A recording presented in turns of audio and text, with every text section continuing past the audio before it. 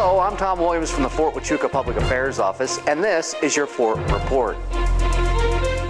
Colonel Jeff Jennings is the Chief of Staff of the U.S. Army Intelligence Center of Excellence.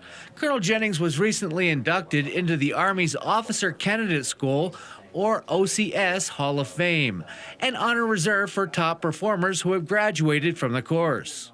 I was surprised, pleasantly surprised, and it was great to go back to Fort Benning and participate and see the young candidates today and how well OCS is doing to continue to provide officers to the force.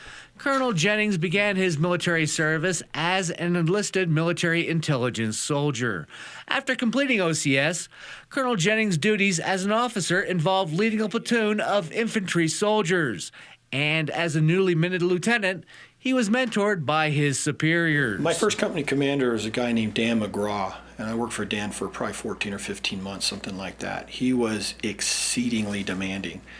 He felt it was his responsibility to train us in everything it meant to be an officer, not just an infantry officer. So he placed a lot of requirements on us to develop ourselves, to understand infantry tactics, small group leadership, maintenance, supply accountability, all the things that young officers need to learn.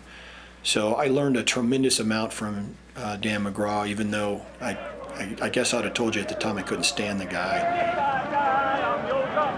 With experiences serving alongside other service members during deployments and many moves around the globe, the Arizona native has this piece of advice for those following in his footsteps. Nobody gets out of bed in the morning and decides they're going to screw something up. Everybody gets up and there is hope for a day that they're going to do something important.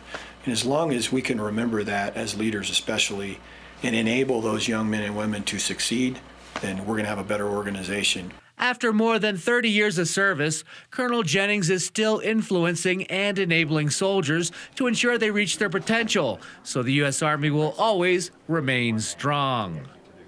That'll do it for this edition of the Fort Report. Have a great day.